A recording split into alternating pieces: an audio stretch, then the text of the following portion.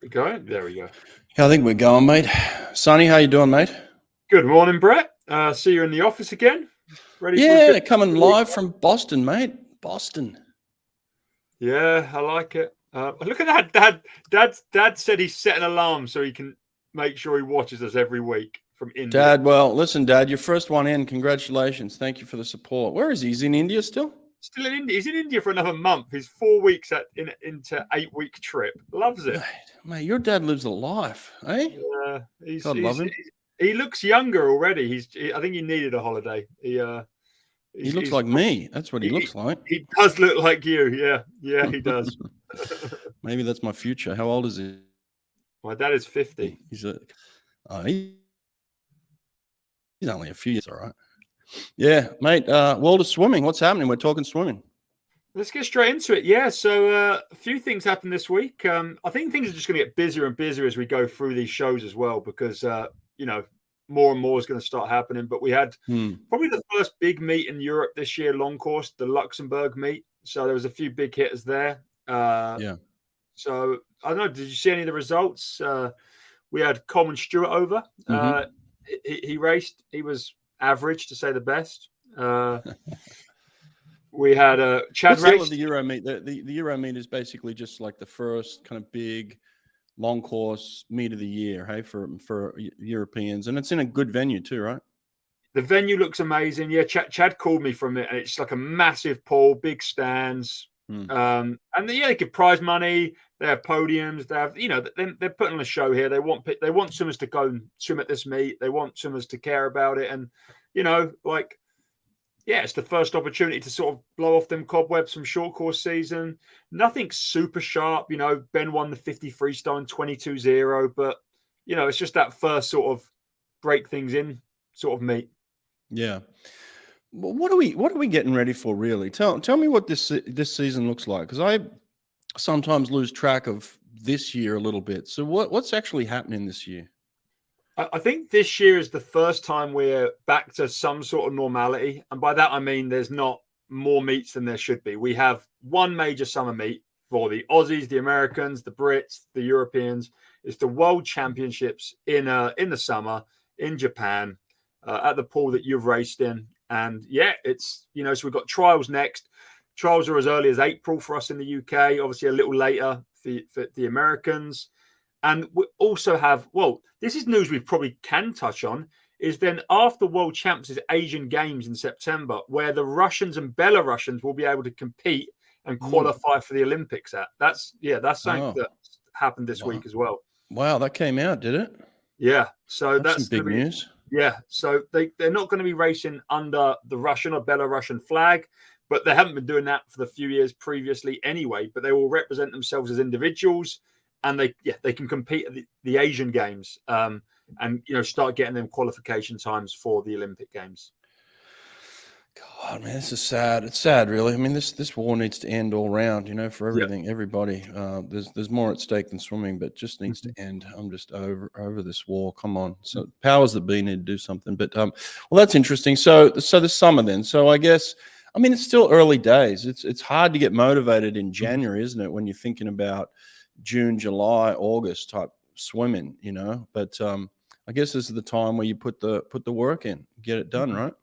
Yeah, and it's work, or it's just less pressure, and it's just have a good time and do what needs to be done, and not really stress about the times. And you can go to these meets just for your own individual practice, or you can try and make some money. But I don't think that the prize money at meets like Luxembourg are anywhere near good enough to actually have a little bit of rest and try and be fast. They're not like a World Cup where you can come away with 50 grand or something. They're like you can get some pocket money at best.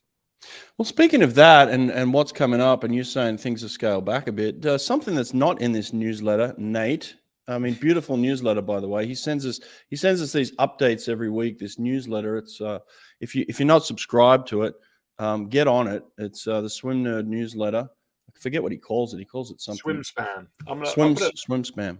Yeah, put it in. Yeah, put it in the link. But you know what's not in there? The news of the fact that the ISL had a massive, ruling go against them, and I think it honestly spelled the death of the ISL.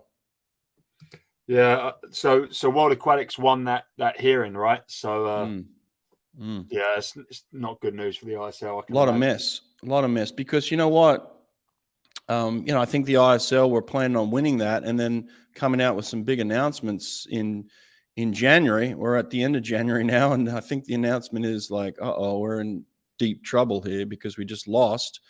There's all sorts of fingers being pointed into why they lost. One of the reasons that I heard is poor management from the lawyers of the ISL. I heard that they're actually now in the process of suing their lawyers for bad management of the whole case. So like that now the ISL is turning on their own lawyers. So I mean, what a mess, really. But yeah, it kind of spells the death of the ISL, doesn't it? I think there's so many things, unfortunately, going against the ISL at the moment. They don't need another little, push back and, now in the coffin or whatever you want to call it. And it's just sad because I just really think we need a team competition in swimming. Like, I don't know, I've recently watched, I don't know how much you follow football, but there's like, they basically put cameras behind the scenes for one of the biggest teams in England, Arsenal, and followed a whole season behind the scenes. And like, you can see why fans love it so much. And they just care so much about their team. And it's really hard to support anyone in swimming that much. I guess you get it a little bit in college sport, but and people would really care about teams if the ISL went for 20, 30 years. That's how long you need before people are like, oh, yeah, no, I'm LA Current to the bone sort of thing, And we just need something. It can be small, but it just needs to be consistent. And the ISL was just unfortunately never going to be that. Yeah. Well, all right. So I got off on a tangent there, but let's go back to the Euro meet real quick. You did talk to Chad. It looks like Chad won some events out there and swam okay. Yeah, he swam the 50s and the 100s. These 50s were slow, as per usual. His 100s were solid, 52.0 in the fly, 49.1. That was a close race in the 100 freestyle. There was like two other guys at 49.1, a couple at 49.2. But overall, it's nothing huge to write home about in terms of times. But, it's nice to see people racing again and start to watch them times come down over the next, few months until we hit trials. Yeah, well, I'll say the Hansen sisters were out there. We had Louise on the podcast, came out last week, and she was talking about her training, and she went out there and won 4 events. So she swam real well. She's training now with her sister Sophie. So it looked like that whole group went out there and swam pretty well. Yeah, no, to be honest, Louise was really quite unchallenged in her races. I think she won the 100 fly by like 2.5 seconds. And that's sort of like the depth of these meets. Like, she was really good. I think 57.1 or 57.2 in the 100 fly, 60-point low in the 100 backstroke. But again, was winning 2 to 3 seconds. Sophie actually broke Ruta Melatite's meet record in the 50 breaststroke. She went 30.6, which is pretty firing. It looks like Loughborough already swimming really well. Dan Whiffen was there, the distance swimmer. He had some really close races with Romanchuk of Ukraine. They sort of went neck and neck the whole way for the 1500, going 14.59 and 15.00, and then Dan won the 800 with 7.53. So there was good swims, especially off the back of like altitude training for the likes of Dan Whiffen and some of the Loughborough people. So yeah, it was, it's good racing, but it doesn't really mean that much in the grand scheme of things. Yeah. Here's a good comment here. I think swimming needs a professional swimming league. You know what? I got a really interesting podcast coming out tomorrow. It's actually my number 299. We're up to 299 podcasts release. 300's coming up. I'm excited about that too. But 299 is actually Pat Forty. Now, if you know anything about professional sports in America, Pat Forty is one of the biggest writers. He writes for Sports Illustrated and a couple of other organizations, but he's huge on Twitter. So get on Pat Forty on Twitter. But one of the biggest writers in college sports in America. He's on the podcast tomorrow. His daughter, Brooke, actually swam at Stanford, went on to win an Olympic medal for the U.S. in Tokyo, competed against the likes of Katie Ledecky and others. And I actually talked to him about this. I asked him, where does swimming stand in the whole professional scheme of American sport, and what can it do better? What can the athletes do better to build their brand. So we go deep dive into kind of his take on professional swimming, the things that we're doing well, the things we could do better, both as kind of an organization and individually as athletes. So I would highly recommend listening to this podcast that's coming out tomorrow with Pat 40. Really good stuff, and I'm thankful he did that. A little twist on swimming, talking to different people with different opinions. It was good, really good. Who is number 300? Are we going Popov again? Come on, there's got to be a good number 300. No, 300 is my man from Black Hawk Down. I told you that. Oh, yes. Yeah. So a really in-depth talk about leadership and performing under pressure, all those sorts of things. Obviously, this man was in the situation in Mogadishu, many years ago, and we've all seen the movie. If you haven't seen Black Hawk Down, get watching it before this release next week. But he's number 300. I want to do something special. I want to do something a little different. Couldn't have Popov again. He did the 50 and the 100. No,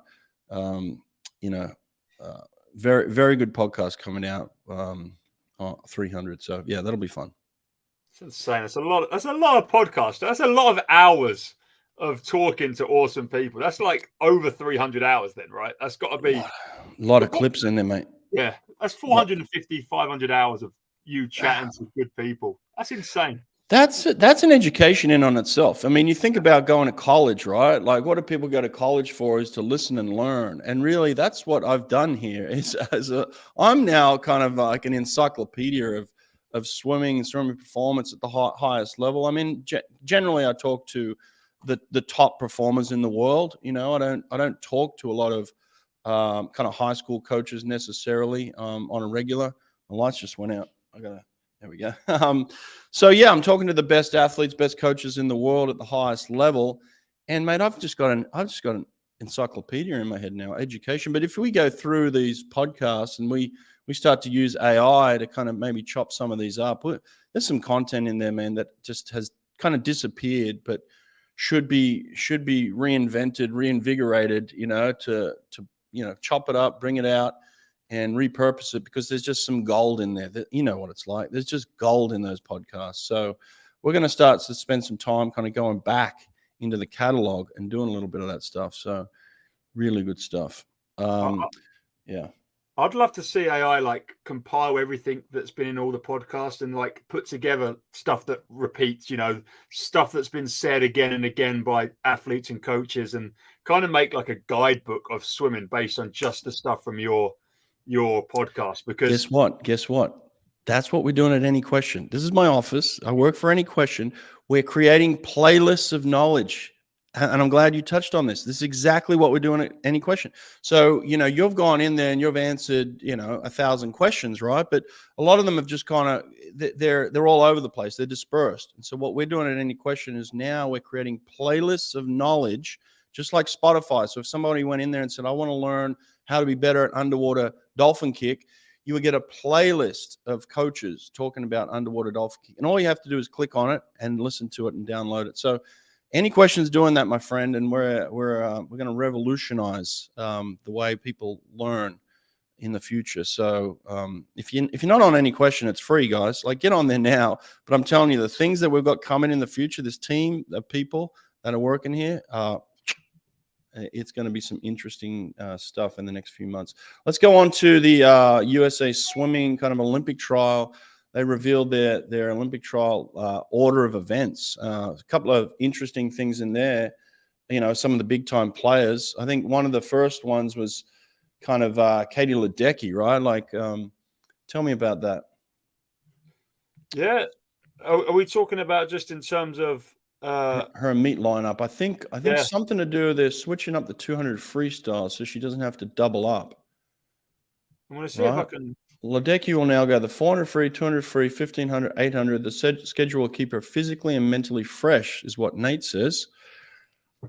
So there it is. Looks like Ledecky's going to get a clean shot at all of her swims rather than having to double up on some of those nights.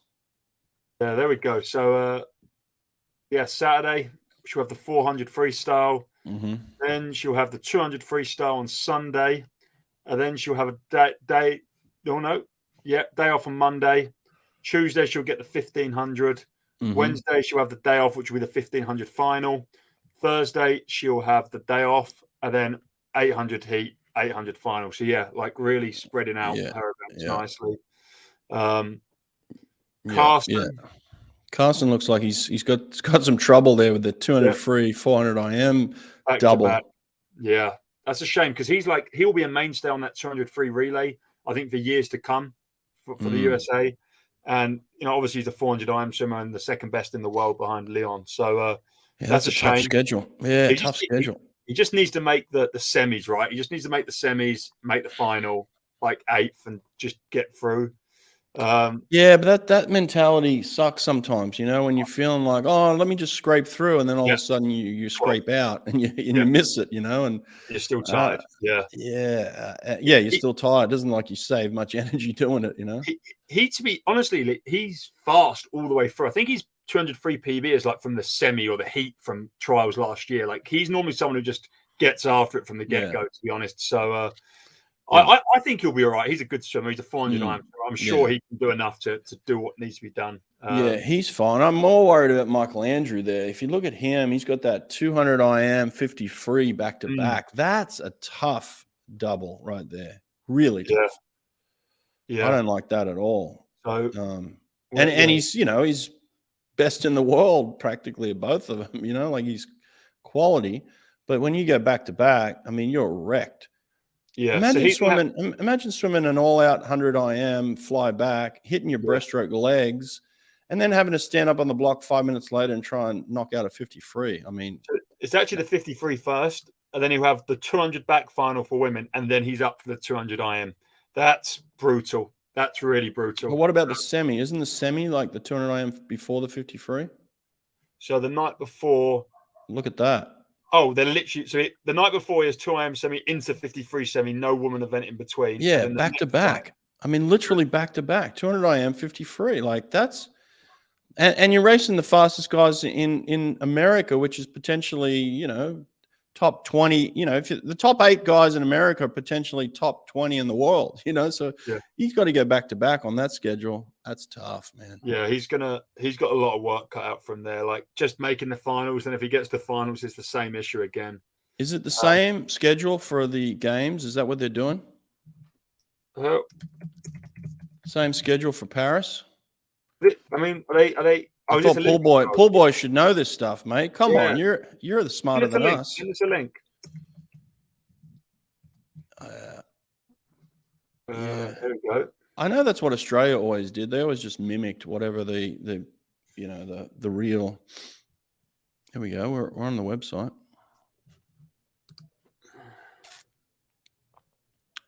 Does it look the same? I'm looking for it. You got that 2 IM 50 free back to back on that one? Where is the 2 IM? It was like towards the end, semi-final. There you go. Yeah, it is. Back to back? Friday. Yeah, back to back. Oh, that's a bitch. Oh, do we think that Michael Andrew does the 200 IM? I mean, Michael Andrew could potentially be the best 200 IMer in the world. What are you talking about? But yeah, he also is great at the 50 freestyle. Well, I know, and that's the thing that kills him right here. That back to back that's not fun at all. And then and let's say he does make it through the trials, well, then you got to get to the games themselves and do back to back. I mean, that's a whole nother level in itself. Do you think that's a good idea for him to go for that? Like, no, but I don't think, there's a lot of people that say Michael Andrew doesn't have good ideas, but he ends up doing them and pulls them off. All right. I mean, if anyone in the world of swimming you can criticize for not having good ideas, it's Michael Andrew. Everyone's like, oh, that's a bad idea. And then he goes and proves us all wrong. And you're like, oh, well, maybe I should have shut up in that instance.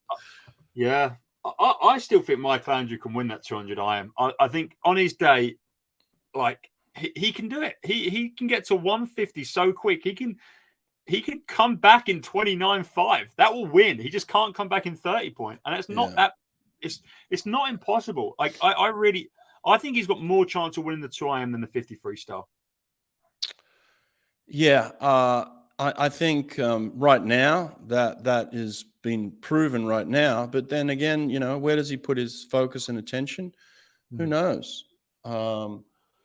That's really up to him, and that's the beauty of Michael Andrew. He proves us all wrong. We say this is what he should do, and then he goes and does the opposite and proves us wrong. So, but look, on this occasion, I think it's a very, very tough double. He's got some world class guys, as you say, Cassis and Carson Foster,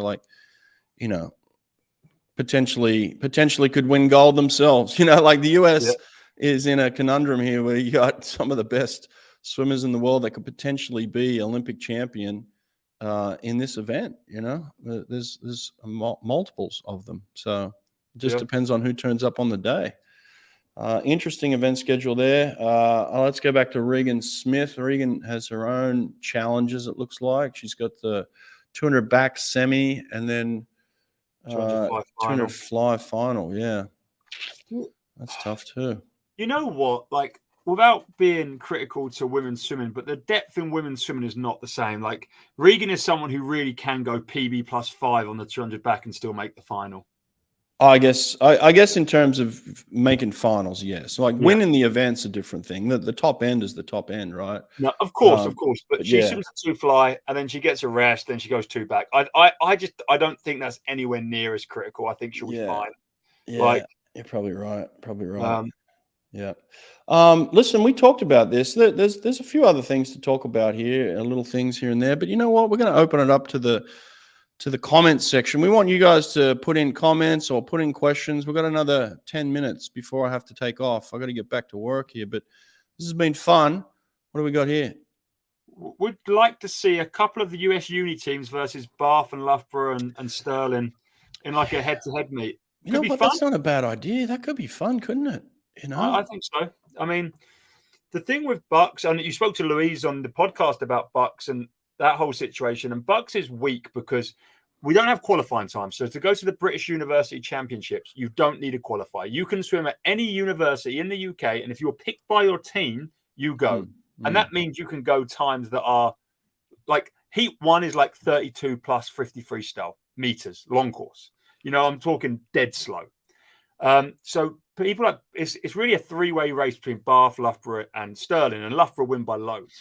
But I still think Loughborough could be competitive with the best of US colleges because Loughborough are really good. They're not challenged in the UK, but I reckon. But the problem is the Loughborough team is made up of postgrads, right?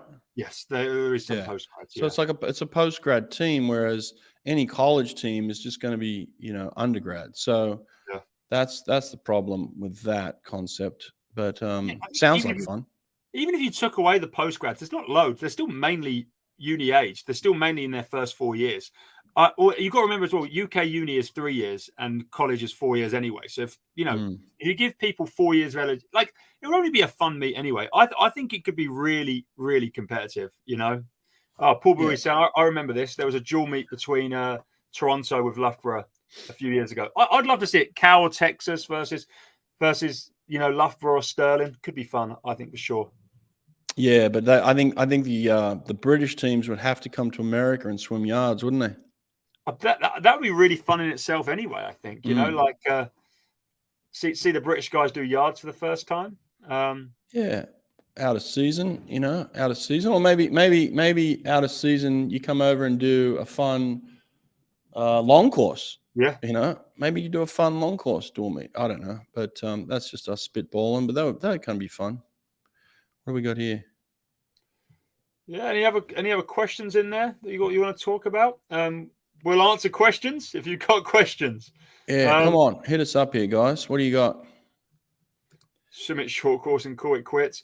I mean, it doesn't really matter. It's a fun event. It's only for bragging rights. So if it's in season, it's going to have to be yards because that's all the colleges care about. But it can be anything. It can be anything, and it can be really fun. I think maybe it will happen. Until we get another question, let's watch this. What is this? This is Ryan Hoffa, 100-yard freestyle.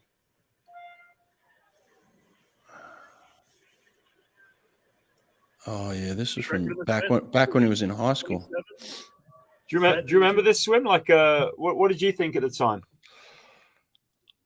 I remember thinking two things. I remember thinking he's in trouble in college because how do you go faster than that if you're swimming that fast in high school? I thought he's going to really mentally mess himself up because to me that almost looked like a perfect swim, for a high school kid. Like there wasn't much development left. I didn't see where you could develop more than what he had, But yeah, I imagine there would be some minor improvements. Don't get me wrong. I didn't think he would go slower in college, but I didn't think he was going to be dropping a full second from that. And I thought to myself, well, that's going to mess his head up. And ultimately, I don't know about messing his head up, but ultimately that's what happened in college. He didn't get faster necessarily. And so that can play on you, when you're a sprinter and you pump that out in high school, it's tough. One thing I'll say about Hoffa's retirement is it's sad to me. He's going into medical sales, which is great. He's moving on with his life, but like you can do medical sales anytime you want. You can never go back and be a swimmer at that level again where you're a year out from Paris and you take a swing at it. And you're that good. You know what I mean? Like you're that good.